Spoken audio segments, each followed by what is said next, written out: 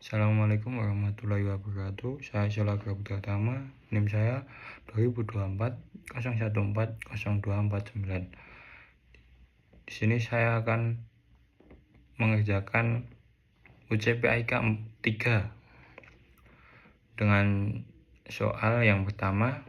Di era kecerdasan buatan AI yang terus berkembang, banyak teknologi dikembangkan tanpa mempertimbangkan nilai agama berdasarkan paradigma Islam. Dalam mengemban teks analisa bagaimana umat Islam seharusnya mengikapi perkembangan teknologi seperti AI agar tidak bertentangan dengan akidah dan syariah Islam.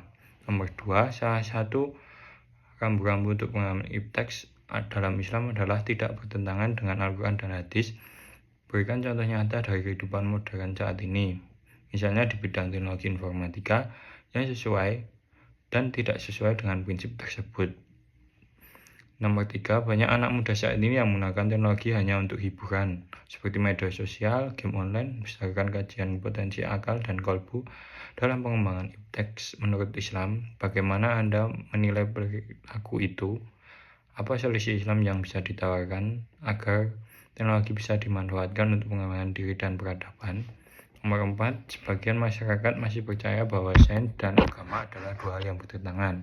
Analisa bagaimana Al-Quran justru mendorong pengembangan ilmu pengetahuan dan teknologi menggunakan satu ayat Al-Quran saja dan satu contoh ilmiah sebagai pendukung.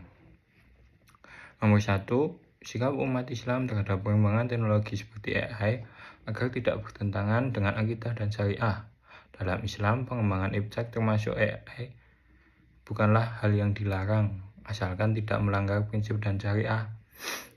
AI hanya alat buatan manusia yang harus digunakan untuk kebaikan maslahat dan bukan untuk kerusakan. Umat Islam seharusnya 1, menggunakan AI secara etis sesuai dengan nilai Islam, tidak untuk manipulasi, kebohongan, atau merusak moral masyarakat. Berperan aktif.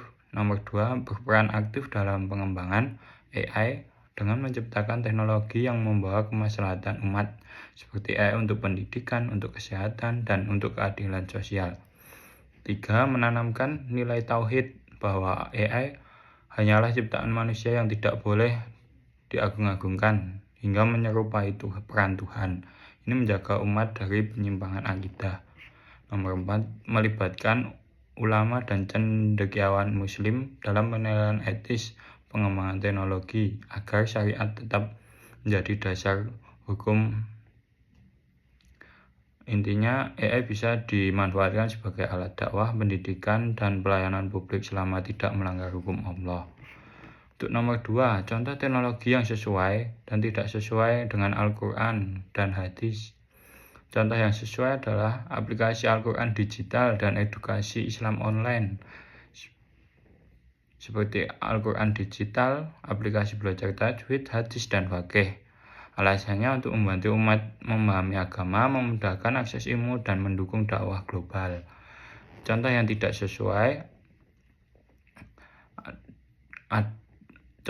sesuai AI untuk penyebaran hoax dan pornografi karena bertentangan dengan Quran surat Al-Hujurat ayat 12 yang artinya janganlah kamu mencari-cari kesalahan orang lain dan jangan menggunjing satu sama lain, dan hadis larangan berdusta. Konten pornografi juga jelas dilarang dalam Islam dan merusak akhlak. Untuk nomor 3, penilaian perilaku anak muda yang menggunakan teknologi untuk hiburan saja. Dalam Islam, akal dan kolbu adalah potensi besar manusia untuk menggali ilmu dan mendekatkan diri kepada Allah.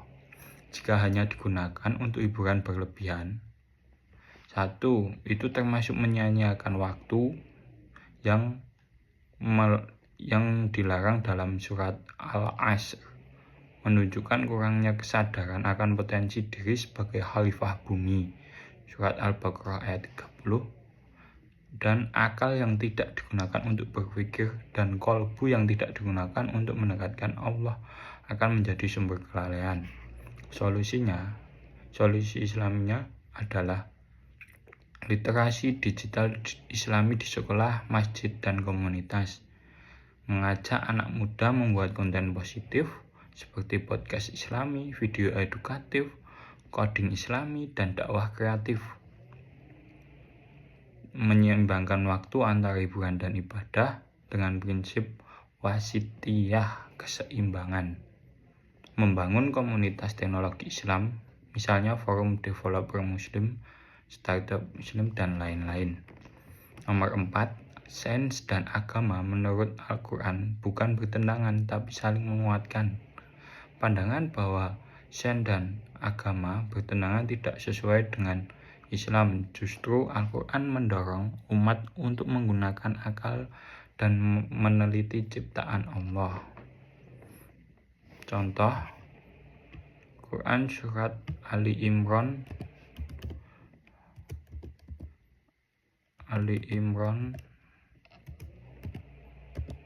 ayat 190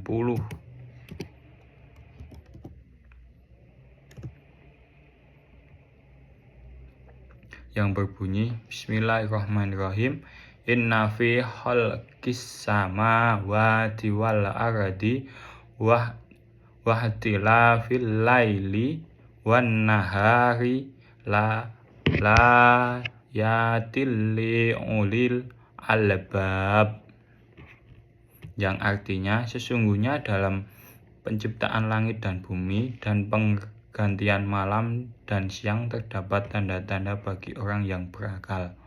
Ayat ini mendorong pengamatan alam sebagai bentuk tadabbur yang menjadi dasar lahirnya ilmu fisika, astronomi, biologi, dan lain-lain. Contoh ilmiah, studi tentang rotasi bumi dan waktu siang malam yang kini digunakan untuk penentuan waktu sholat, kalender hijrah, dan navigasi.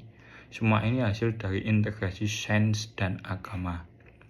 Jadi kesimpulan 4 soal tersebut adalah paradigma Islam dalam pengembangan tim ipteks bukanlah menolak teknologi, tetapi mengarahkan agar teknologi menjadi jalan kebaikan, bukan kerusakan. Umat Islam perlu menguasai ipteks sambil menjaga akidah, adab, dan tujuan syariah.